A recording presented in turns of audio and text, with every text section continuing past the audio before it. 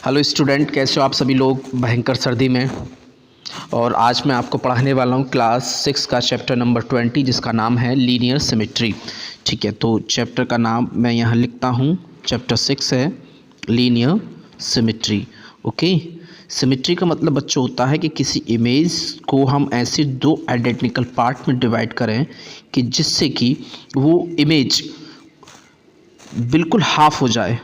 देखिए, हाफ में और सिमेट्री में बड़ा अंतर है, वो मैं अभी आपको एग्जांपल से समझाऊंगा और आपको लास्ट तक सिमेट्री बहुत ही आसान तरीके से समझ में आ जाएगी। क्लास 6 का ये चैप्टर है और चैप्टर 20 है और क्लास 6 के स्टूडेंट के लिए। ठीक है, तो बिना किसी देरी के हम शुरू करते हैं हमारा चैप्टर 20 सिमेट्री। ठीक, तो बच्चों अभी मैंने आपके सामने एक इमेज बनाई। इस इमेज को बड़े ध्यान से देखिएगा, थोड़ी देर में आपको ये जानी पहचानी सी इमेज लगेगी।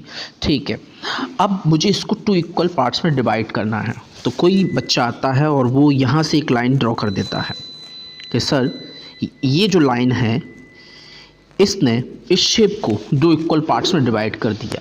हाँ, ये इक्वल तो हो सकते हैं लेकिन बच्चों आइडेंटिकल नहीं हो सकते। आइडेंटिकल का मतलब होगा कि दोनों पार्ट्स एक जैसे हों। ये दोनों पार्ट एक जैसे नहीं है। देखिए, नीचे वाला पार्ट कुछ इस तरीके से है और जो ऊपर वाला पार्ट बच्चों वो ऐसे है। तो ये आइडेंटिकल नहीं हो, दोनों एक जैसे नहीं दिख रहे। तो हमें कुछ ऐसी लाइन ड्रॉ करनी है जिससे ये दोनों पार्ट एक जैसे दिखें। तो फिर वो लाइन कहाँ से होके जाएगी? तो देखिए, वो लाइन जाएगी इसके इस मिड पोर्शन से होकर के। अब ये जो लाइन ड्रॉ की है इसको हम लाइन ऑफ सिमेट्री बोल सकते हैं, और यानी कि हार्ट शेप में। तो देखो, लाइन ऑफ सिमेट्री के बाद में कुछ हमको ऐसी इमेज मिलेगी, एक ये वाली और दूसरी ये। ठीक है, तो इनको बोल सकते हैं लाइन ऑफ सिमेट्री। जब मैं इनको ज्वाइन कर दूंगा तो मुझे बिल्कुल हार्ट शेप मिल जाएगी। ठीक है, अब हम कुछ और एग्जाम्पल पढ़ लेते हैं जिससे ये चैप्टर हमको ईजिली समझ में आ जाए। तो बच्चों, एक लाइन सेगमेंट है, ये रहा लाइन सेगमेंट। ये मैंने लाइन सेगमेंट ड्रॉ कर लिया। अब इस पे लाइन ऑफ सिमेट्री मुझे ड्रॉ करनी है। अब लाइन ऑफ सिमेट्री का मतलब ये हो गया कि इस लाइन को 2 इक्वल पार्ट्स में डिवाइड कर देना है। तो पहले तो मैं इसके नाम दे देता हूँ, मैं लाइन सेगमेंट का ए और ये हो गया बी। ठीक है, तो हम कंपास से इसके ऊपर परपेंडिकुलर ड्रॉ कर देंगे जिससे कि ये लाइन सेगमेंट 2 इक्वल पार्ट्स में डिवाइड हो जाएगा। बी से मैं एक आर्क इधर लगाता हूँ, बी से आर्क इधर लगाता हूँ, और फिर मैं पॉइंट ए से एक आर्क इधर लगाया और पॉइंट ए से एक आर्क इधर लगाया। हालांकि मैं हाथ से आर्क लगा रहा हूँ तो इसलिए थोड़ी सी गड़बड़ हो जाएगी और रियल में ये गड़बड़ नहीं चलेगी। ठीक है, तो ये जो है हमारी लाइन ऑफ सिमेट्री बन गई। ठीक है बच्चों, इसको मैं इरेज कर देता हूँ। ये लाइन ऑफ सिमेट्री कहलाई जाएगी। ठीक है, अब हम एक एंगल लेते हैं। ये रहा एंगल, इसको मैंने ड्रॉ कर लिया, ये भी एंगल, और इसको भी एंगल ड्रॉ कर लिया। इसका नाम लिखता हूँ angle A B and this is angle C. अब इसको भी मुझे a given angle having equal arms is symmetrical about the bisector of the angle. तो यानी कि अगर इस एंगल को मुझे बाइसेक्ट, जब मैं इस एंगल को करूंगा तो मुझे 2 सिमेट्रिकल एंगल मिल जाएंगे। ठीक, अब मैं क्या करता हूँ, एंगल को बाइसेक्ट आपको करना आता होगा। पहले बी सेंटर से एक आर्क लगाते हैं जो दोनों आर्म्स ए बी और बी सी को कट करता है, और फिर ये जो पॉइंट मिले हमें ये वाले, यहाँ से एक आर्क यहाँ लगाया और एक आर्क इधर लगाया जिससे कि मेरे बीच में एक लाइन मिल जाती है, और इसको मैं बोल देता हूँ पॉइंट पी। ठीक है बच्चों, तो अब हम कह सकते हैं कि angle A O P, angle A O और जो पी है वह सिमेट्रिकल है किसके? एंगल पी बी सी के, एंगल पी बी और सी के। समझ में आ गई बात? ठीक है, अब दूसरी इमेज की तरफ चलते हैं जिससे कि हमको और क्लियर हो जाए। फिर उसके बाद में हम इंग्लिश के अल्फ़ाबेट उन पे लाइन ऑफ सिमेट्री ड्रॉ करेंगे। ठीक, तो बच्चों अब मैं बना रहा हूँ एन आइसोसेलेस ट्राइंगल। और देखते हैं उसमें कितनी लाइन ऑफ सिमेट्री हो सकती है। एन आइसोसेलेस ट्राइंगल मतलब जो ऐसा ट्राइंगल जिसकी दो लाइन और दो एंगल इक्वल होते हैं, और दो लाइन और दो एंगल इक्वल होंगे। ये दोनों साइड इसकी इक्वल हैं और ये जो बेस एंगल इसकी ये भी इक्वल हो जाएंगे। ठीक, इस ट्राइंगल का नेम दे देते हैं A, this is B and this is C. ठीक, तो इसमें बच्चों लाइन ऑफ सिमेट्री जो एंगल ए को डिवाइड करती हुई जाएगी और बी सी को भी बाइसेक्ट कर देगी। ठीक है, तो आइसोसेलेस ट्राइंगल में सिर्फ एक ही लाइन ऑफ सिमेट्री हम ड्रॉ कर सकते हैं, ट्राइंगल वो भी आइसोसेलेस ट्राइंगल में। समझ में आ गया बात। अब हम दूसरी इमेज की तरफ चलते हैं। इस बार हम लेने वाले हैं एक काइट। ठीक, तो बच्चों मैंने अब ड्रॉ करने वाला हूँ काइट। हालांकि जो आप काइट उड़ाते हो उसकी जैसी नहीं लगेगी ये, लेकिन हमें सीखना है तो ड्रॉ हमें करनी होगी। ये ड्रॉ की मैंने काइट। अब यहाँ मुझे सीखना है कि लाइन ऑफ सिमेट्री कितनी ड्रॉ हो जाएंगी। काइट में एक्चुअल होती है एडजेसेंट साइड जो होती है वो इक्वल होती हैं। देखिए ये दोनों साइड इक्वल हैं और ये दोनों साइड इस इक्वल हैं। ठीक है, ये दोनों साइड इक्वल हो गई। ये काइट है तो यहाँ पर भी लाइन ऑफ सिमेट्री इसके मिड से होकर के जाएगी। हम लाइन ऑफ सिमेट्री ऐसे ड्रॉ नहीं करेंगे, गड़बड़ हो जाएगी, आंसर हमारा गलत हो जाएगा। लाइन ऑफ सिमेट्री यहीं ड्रॉ होगी काइट में। काइट के बाद हम आएंगे सेमी सर्कल पर। ये जो बच्चों हमने बनाई है वो है काइट।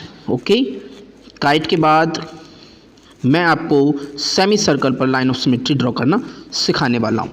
ठीक है, इसको इरेज कर देते हैं। अब हम लेते हैं एक semi circle. This is diameter और ये हो गया हमारा सेमी सर्कल। ठीक है बच्चों, इसको देते हैं डायमीटर को ए और दूसरा पॉइंट हो जाएगा ये बी। अब लाइन ऑफ सिमेट्री मैं ऐसे ड्रॉ नहीं कर सकता क्योंकि कर्व पार्ट अपर हाफ में चला जाएगा और नीचे नहीं हो पाएगा कर्व हाफ, तो ये भी लाइन ऑफ सिमेट्री गलत हो गई। ये लाइन ऑफ सिमेट्री बच्चों ठीक इसके मिड से होकर के जाएगी। ठीक, तो ये सेमी सर्कल में सिर्फ एक ही लाइन ऑफ सिमेट्री होगी। अब हम बनाएंगे आइसोसेलेस ट्रेपेजियम। क्या बनाने वाला हूँ बच्चों? Isosceles trapezium. तो देखिए आइसोसेलेस ट्रेपेजियम में क्या होगा बच्चों, ये एक लाइन ऊपर ड्रॉ की और एक लाइन मैंने यहाँ नीचे ड्रॉ की, और मेरे सामने जो अब इमेज बन रही है वो है आइसोसेलेस ट्रेपेजियम की। ठीक, आइसोसेलेस ट्रेपेजियम जिसमें ए बी पैरेलल है, ये नेम दे देते हैं ए। दूसरी साइड इसका जो एंड होगा वो B. This is D point and this is C point. अब यहाँ मुझे लाइन ऑफ सिमेट्री ड्रॉ करनी है, वो कुछ इस तरीके से ड्रॉ होगी और आइसोसेलेस ट्रेपेजियम में सिर्फ एक ही लाइन ऑफ सिमेट्री होगी। उसके बाद हम अगली इमेज लेंगे रेक्टेंगल, फिर उसके बाद रोम्बस और स्क्वायर, और लास्ट में हम लेंगे सर्कल। अब बच्चों मैं आपको ड्रॉ करने वाला हूँ यहाँ पर रेक्टेंगल। रेक्टेंगल में क्या है, opposite side are equal. Rectangle में अपोजिट साइड इक्वल होती हैं। सबसे पहले मुझे इसका नाम देना होगा A, this is B, C और डी। ये है हमारा रेक्टेंगल। ठीक, तो रेक्टेंगल में एक तो इसके यहाँ से लाइन ऑफ सिमेट्री जा सकती है, दूसरा यहाँ से जा सकती है।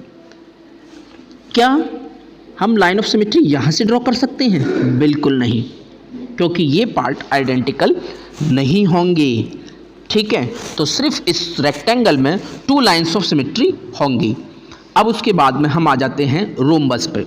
जानते हैं रोम्बस में कितनी लाइन्स ऑफ सिमेट्री होंगी? तो देखिए सबसे पहले मैं रोम्बस ड्रॉ कर लूँ। तो बच्चों देखो रोम्बस कुछ कुछ स्क्वायर से मिलता जुलता होता है। स्क्वायर में ऑल साइड इक्वल, रोम्बस में ऑल साइड इक्वल। ठीक, देखो स्क्वायर कुछ इस तरीके से बनेगा और रोम्बस हमारा बनेगा, थोड़ा सा इसको बेंड कर दो, गलत हो गया, ये और ये रोम्बस। रोम्बस में सारी साइड इक्वल होती है, ध्यान रख लीजिए। ठीक है, तो रोम्बस में जो लाइन ऑफ सिमेट्री ड्रॉ होंगी, एक यहाँ से और एक यहाँ से, यानी टू लाइन्स ऑफ सिमेट्री मैं रोम्बस में ड्रॉ कर सकता हूँ। ठीक, अब बात करेंगे स्क्वायर में। ये देखिए इसकी भी ऑल साइड इक्वल, लेकिन रोम्बस में क्या होते हैं, अपोजिट एंगल आर इक्वल होते हैं। क्या होते हैं, अपोजिट एंगल इक्वल होते हैं रोम्बस में। और स्क्वायर में सिर्फ इतना अंतर है कि all angle are equal 90 degree. ठीक है, तो देखिए एक लाइन ऑफ सिमेट्री यहाँ से हो गई, एक इधर से, और एक एक इसके डायगोनल से भी जा सकती है। अब काउंट करते हैं, 1 2 3 4। इसका मतलब ये हुआ कि हम स्क्वायर से total 4 line of symmetry draw कर सकते हैं। अब इसके बाद हम लेते हैं इक्विलेटरल ट्राइंगल और उसमें काउंट करते हैं कितनी लाइन ऑफ सिमेट्री हम ड्रॉ कर सकते हैं। ठीक, isosceles equilateral triangle means all side are equal. ऐसा ट्राइंगल जिसकी सभी साइड इक्वल होंगी।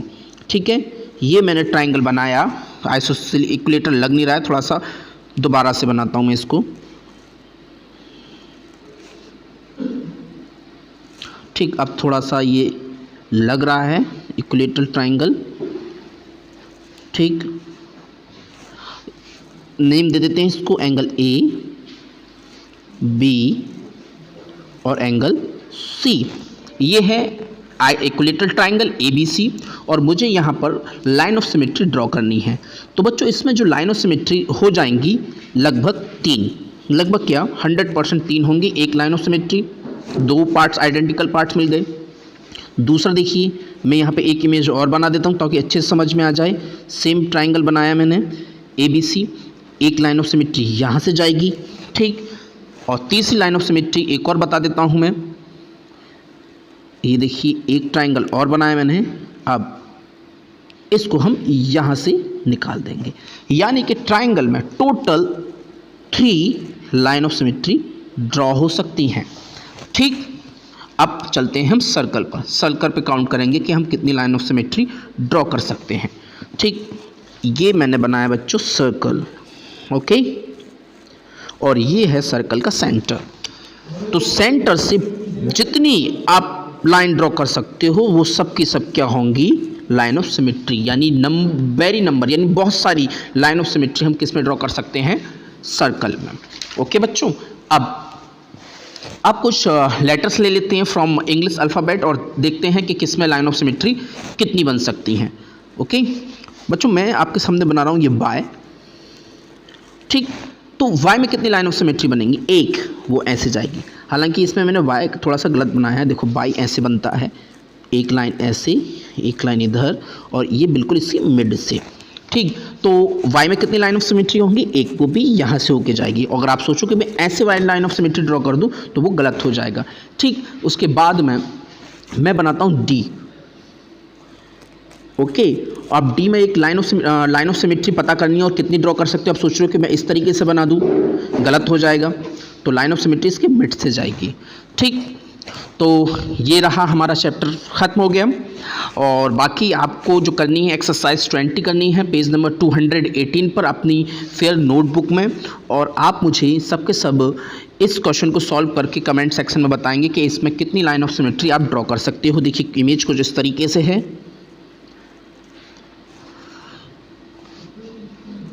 एक एरो हेड मैं बनाने वाला हूँ यहाँ, ये एरो बना, और आपको इसमें लाइन ऑफ सिमेट्री ड्रॉ करके कमेंट में मुझे बतानी है कि इसमें हम कितनी लाइन ऑफ सिमेट्री ड्रॉ कर सकते हैं। ठीक है, और सॉल्व करने के बाद में सभी लोग अपनी नोटबुक की पिक क्लिक करके मुझे पर्सनली सेंड कर देंगे। ठीक है स्टूडेंट, टाटा बाय बाय।